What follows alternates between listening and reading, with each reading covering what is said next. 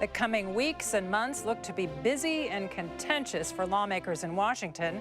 We'll visit with Iowa's senior U.S. Senator, Republican Chuck Grassley, on this edition of Iowa Press.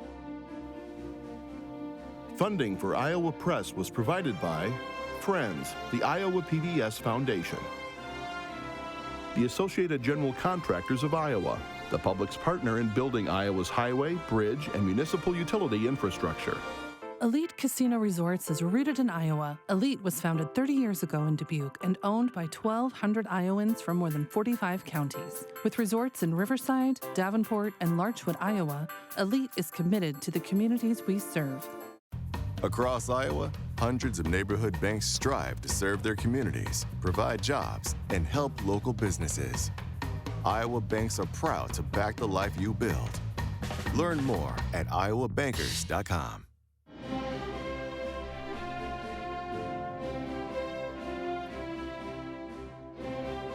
For decades, Iowa Press has brought you political leaders and newsmakers from across Iowa and beyond, celebrating 50 years of broadcast excellence on statewide Iowa PBS.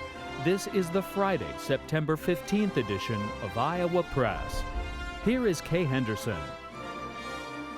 On this edition of Iowa Press, our guest is a person who served 16 years in the Iowa House of Representatives, followed by 6 years in the U.S. House of Representatives.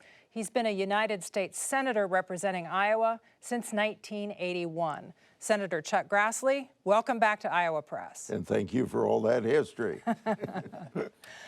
Also joining our conversation, Brianne Pfannenstiel, the chief politics reporter for the Des Moines Register, and Erin Murphy, the Des Moines bureau chief for the Gazette in Cedar Rapids. Senator Grassley, your colleagues in the House have started an impeachment inquiry into President Biden. Do you expect President Biden to be impeached? Well, it's too darn early to know anything about that. But I want to emphasize you used the correct terminology, inquiry. It's got nothing to do with a step towards impeachment. It's a process to make sure that we can get information that we've been stonewalled. I should say the House, not we, the House, to get information that they've been stonewalled by this administration. It seems like the DOJ and the FBI are more interested in stonewalling than being open and helping Congress do its constitutional responsibility. There is one thing about the inquiry that's different than the other process for issuing subpoenas, because it's got to be in pursuit of a legislative duty or purpose with most of the work of the Congress. But when you have an impeachment inquiry, that's a constitutional responsibility of the House of Representatives. So it gives a little more force to the attempt by the House of Representatives to get it. And I wouldn't comment on impeachment for the reason that if the House would do that, I have to be a juror, and I think I should be very much impartial towards that and listen to the evidence. Because that would come to a vote in the Senate, that's what you're talking about? Yes. Thank you, Erin. Yeah. And maybe just more broadly, stepping back, do you have any level of concern that impeachment, and again, this is just an inquiry, as you noted at this point, but do you have any level of concern that impeachment is becoming a political tool rather than the process it was intended to be? I think Pelosi demonstrated that, and I think it'd be nice if we could cut an end to that, but I'm not in a position to tell the House of Representatives what to do or make a judgment on until they get done with their inquiry. Well, you kind of are. You're a United States Senator. You can tell the House what you think, right? I can tell them, but they aren't going to do anything about it. Republicans on the presidential campaign trail here in Iowa have been complaining of a two-tiered system of justice. President Biden's son, Hunter Biden, was just indicted on criminal charges. Does that allay any of those concerns for you? Well, I think it's a sad situation, and you got to take that into consideration. You don't want to wish that on anybody. On the other hand, it shouldn't be seen as bringing balance to it. There should be balance all the time. There shouldn't be two levels of justice. That's why the statue over the Supreme Court is blindfolded, because we're going to be looking at the facts and not the personality or the political persuasion of the person.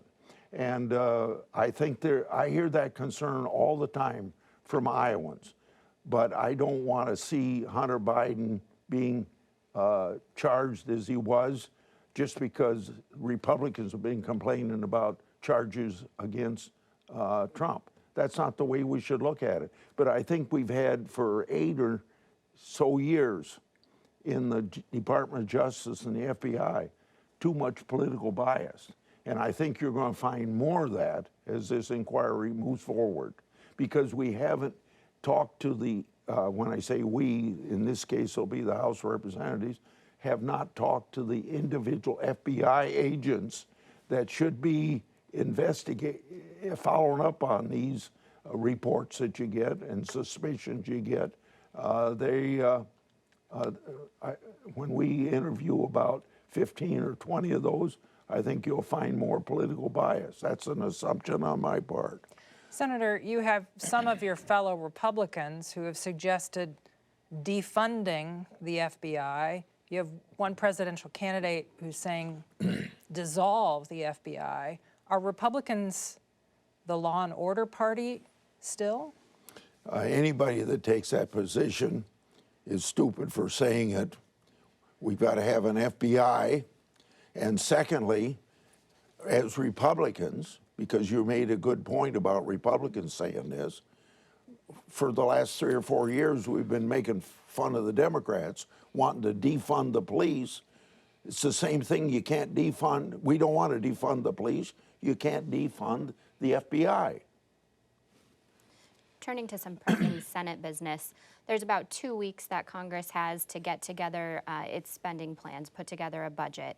Are you concerned at all that that may not come together in time to avert a government shutdown? Yeah. Before I answer that question, in regard to Kay's question, I want to follow up and say that obviously things aren't right with the FBI from my point of view, but you don't defund the FBI to make that point. You reform the FBI. I don't think government's going to shut down.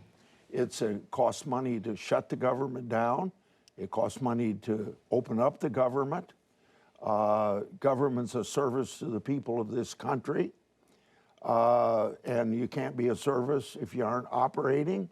And not only that, but sometimes, let's say you hear these rumors about shutting down government from a handful of members of Congress because they want to accomplish something. I've heard that before in government shutdown. So you shut it down, you want to accomplish what you want to through leverage of shutting down the government, and then you get so much public pressure, you open government up, costs money to open government up, and you still haven't accomplished what you wanted to accomplish. So there ought to be lessons learned from previous shutdowns. And not only that, but Senator Langford spoke to this yesterday at a small group that we had, that he thinks that we ought to have in law something like, I think he explained his idea like this, and I hope, if I'm not a co-sponsor of his bill, I should be, but he would say you don't shut the government down, that you have a process of you extend it for 2 weeks, and if you don't get it done in those 2 weeks, another 2 weeks, but after a month, if you don't get it done, Congress works 7 days a week until we get this thing settled. That would take care of no worry about government shutdown. So I want to compliment Senator Langford for that. Speaking of votes coming up, the Farm Bill is being worked on, and the current one is being renegotiated. It doesn't look like it's going to get done. Do you have votes to pass a new Farm Bill or even extend the current one until the new one can get done? Farmers always want certainty, right? Are they going to have that? Yeah. Well, let me answer that question, that point first, before I go into more detail. If we don't get this done by Christmas, and we should get it done by Christmas, but it doesn't look like that's going to happen, we're going to have a 1-year extension of the existing Farm Bill. So at least for the next 12 months, they'll have certainty. That you're confident of, that extension will get done? Yeah, okay. That's been done before. Okay. But the 5-year is a better certainty for the farmers, and we all know that. Now, in regard to it, first of all, yesterday, maybe a 10-minute conversation with the chairman of the committee, Senator Stabenow, and on Wednesday, probably a half-hour meeting with the ranking Republican Boozman.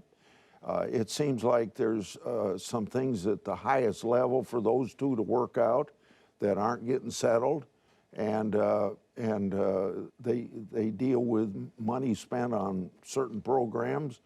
And there's a feeling among the agriculture community that we have seen such increase in costs, be fertilizer and LP gas and everything else that goes into seed and fertilizer, I guess. It goes into production of crops. We've seen those costs go up. We have not seen an incremental increase in what we call reference pricing to support those farmers if the price goes down too low, and we've seen other aspects of the farm bill, particularly nutrition, go up. And if we've got to get more money to cover the aspects of it, of the increased costs for farmers. Now, on the other hand, there doesn't seem to be much discussion about the main thing that farmers want us to keep in the farm bill would be crop insurance. Senator, your colleague Mitt Romney from Utah announced this week that he wouldn't run for re-election, and he said it was time for a new generation of leadership to be elected. You've made a different decision when making decisions about running for re-election. Why? Well, I think I made that pretty clear on your program when you had a debate for me with my opponent. I can serve the people of Iowa, things that haven't been done with my seniority. Iowa's going to be, I'll be #1 in the United States Senate as the most senior member of the Senate. I'll be in a position to accomplish things for the people of Iowa and the nation as a whole. And that's what I announced when I announced for re-election. That's what I said on the PBS debate. And I very much like serving the people of Iowa. Senate Republican leader Mitch McConnell had an episode recently where he was addressing reporters and froze up in front of the cameras, prompting some concerns about his health. Are you confident in his ability to lead the conference moving forward? Yes, and Brianne, thank you for that question, and I'd like to throw it back to you this way, kind of the way I answered a similar question for the Washington Press Corps. Right after a meeting with him, they said, well, do you think he can do his job like you just asked me? And I said, if you could, you ought to look at him the same way I look at him. Let's say, I'll give you a specific example. The first thing that happened on July 27th, we were in session yet, 9 o'clock that night. I made a point of talking to him. He's the same McConnell. And then I think he made very more clear something that's got more substance to it than my opinion in answering your question. He had his doctor have consulted with all of the specialists and put out a letter saying that he's there. That I don't want to say nothing wrong, but basically it put a stop to all of the questions that were raised about McConnell. Ambassador Haley, Nikki Haley from South Carolina, one of the many Republican presidential candidates visiting our state these days, has been saying on the campaign trail that she believes any elected official, any office holder 75 years or older should have to pass a competency test. Do you agree with Ambassador Haley on that? Well, you get a competency test every time the people have an election and vote for you or against you. And people aren't going to elect Chuck Grassley if they didn't think he was competent to do the job. You think that that ballot is sufficient for that's the competency test? Well, first of all, if you're going to put that in place, you'd have to amend the Constitution to do it. The Constitution has 4 requirements to be a United States Senator, and I don't think the people are going to amend the Constitution to do it. But I think in a democracy like ours, you rely on the voters and the voters gave me 14 or 15% margin. I think that speaks for itself better than anything I can say about what she's saying. Ukrainian President Vladimir Zelensky is set to make an appearance in Washington, D.C. next week to help shore up support for continued aid to Ukraine. Is that something that you would continue to support, monetary aid to Ukraine? As of now, the answer is yes, but I think that in a representative government like we have, you have to always be consulting with the people. I got 3 2/10 million constituents. I think some of them has come up at my town meetings, question it, and but I think that if you believe in the rule of law, and if you realize that in 1993 there was a Budapest Accord, Russia, the United States, England, other countries in Europe thought that Ukraine had nuclear weapons, they should give them up. We agreed to that. Russia signed the agreement to respect the sovereignty of Ukraine, and he's not respecting that sovereignty. And if you believe in the rule of law, you gotta enforce it. I'm curious, your respective senator, when we cover events with these presidential candidates, the Iowa Republicans in the room are largely, in large swaths, against ongoing aid for Ukraine. And Brianne's newspaper has polled on this as well, that shows a majority of Republican primary voters are against ongoing aid for Ukraine. I'm just curious how you feel that might be influencing this process and these presidential candidates, and how Republicans who feel the same way that you do, and there are many of the candidates who do, can talk to these voters and come together on this topic. I can only say it the way that I would, if you were a constituent at my town meetings, I'd say I'm only asking you to consider these things. We're spending billions, but minuscule compared to what we would be spending if we let Putin go through Ukraine into Poland, and it kicked in Article 5 of the NATO agreement, and then we would be spending hundreds of billions of dollars, and the other 29 countries would, to pull together, just like NATO pulled together for the United States on 9/11. The only time Article 5 has ever been instituted was that day when NATO agreed that they were going to back the United States. Now, we didn't need it in the end because we just had that one day of attack. But they pulled behind the United States when we needed them, and we ought to be.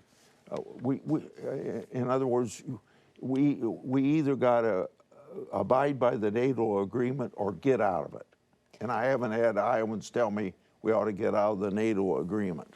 Another military issue for people who may not be familiar, one of your colleagues, Senator Tuberville, has placed a hold on nominations for generals and military leadership to advance over the abortion issue. At some point, given the fact that the chairman of the Joint Chiefs of Staff is fairly soon going to be exiting, do you and your other Republican colleagues need to intervene so that those advancements, those generals can take their jobs? There's only one person that has to act to get this job done of getting a successor to Milley appointed to the Joint Chiefs of Staff, and that's Schumer. He can bring it up for a vote, and we'll vote on it and get it filled. What about the other openings that haven't been filled because generals are being prevented from advancing? I believe if we start down this process, that if Schumer will move with the first 4 or 5, that'd be the people on the Joint Chiefs of Staff, it would settle pretty quickly. Senator, we just saw a report recently that said child poverty doubled over the last year, and that was in large part due to the Congress's decision to not extend the increased child tax credit that expired at the end of 2021. Then child poverty doubled in 2022. Was that a mistake? Should Congress look at expanding that child tax credit again? you are falling in to accepting the Democrat cover-up by using that statistic with what the Biden administration's policies have done to family cost of living, about $7,000 because of the bad policies of the Biden inflation and other tax policies. And that's $7,000, minuscule compared to what it's done for child poverty. And remember, poverty went down from 12.4 down to 5.5 because of the child tax credit. And the fact that it didn't have a work requirement is the only reason it wasn't continued. Because you don't want to encourage people not to be in the workforce. There should not be a government policy discouraging work, because you got to be in the workforce if you're ever going to get out of poverty. And so consequently, it was that help that made the difference. And you can't have one tax policy being the deciding factor whether or not you're going to have child poverty. So where's child poverty today? Back where it was pre-pandemic. So this was done because of the pandemic. So things that are done because of the pandemic, and once the pandemic's over, and that's May 11th of this year, then you go back to what the policy was before that. Just common sense. But see, the administration had this news conference to emphasize child poverty because they don't want to be talking about their bad economic policies that have increased forever. Even if cost of living gets down to 2%, the cost of living to you as a family is still going to be $77,000 every year into the future. Is this not maybe a walk and chew gum at the same time question? Could we not keep trying to address inflation and also look at this tax credit and the impact it had and say that maybe it's a good thing? Have a work requirement with it, and we'll probably be able to get something done in that area. Speaking of tax policy, sweeping Trump-era tax cuts are set to expire in 2025. What should follow that if Republicans remain in control? Well, yesterday it happened, and in one of the financial papers of the United States, there was a story about that kind of surprised me, that it looks like that Republicans obviously want to extend this just as is beyond 2025. And the supposition is the Democrats don't want to raise taxes on the middle class, and so they're going to go along with that. And right now, there's not much discussion of that. But evidently, somebody's been talking to members of Congress or the administration, come to that conclusion, because they even implied that Biden might be in that direction. The only thing I think that maybe you might end up having in conjunction with that, if the Democrats would be controlling the Congress, you might have some increase in taxes on higher income people than's in the existing legislation. But as it affects the middle class, and they always said, see, the Democrats in 2017 said this is always a tax cut for the rich. Well, they're acknowledging now that it was a tax cut for the middle class because the Democrats don't want to increase taxes on the middle class, and that would happen without even a vote of Congress if we don't act. Senator, you voted against the Inflation Reduction Act. It included some new federal tax credits that are spurring development and potential operation of carbon capture pipelines. If Republicans win the White House and Congress, will they do away with those tax credits or retain them? There's no way I could answer that question. There's speculation. Do you think it's a good idea? I would only say this, that I had this same question in my town meetings this year, in a few of them, and I said, it's not, the question kind of came like doing away with that right now, and I said, we probably won't have any tax policy discussions until 2025. Because when you put a tax bill together in the United States Senate, you put together a package that's going to have enough support to get 60 votes in the United States Senate. So it will come up at that time, but not till then, and there's no way I could speculate on whether or not that will come up or not. About half a minute left, one more issue. The Biden administration just announced a list of 10 prescription drugs that they plan to begin negotiating the prices with Medicare. Is that a good idea? You use the word negotiation, they use the word negotiation. Government doesn't negotiate, government dictates. And I'm fearful that, that it's going to bring in less money for research on miracle drugs, and CBO and outside groups and even some companies, when that bill was passed a year ago, stopped certain research that they were doing, and I want miracle drugs to be created. Prescription drugs are too high, and I've got 4 bills in that will reduce prescription drug prices, and particularly I support a $35 cap on insulin, but I want money available for the development of miracle drugs. Senator, I have to cap off this discussion. Okay. Thank you for joining us today on this edition of Iowa Press. You bet, thank you. You can watch every episode of Iowa Press online at iowapbs.org. For everyone here at Iowa PBS, thanks for joining us.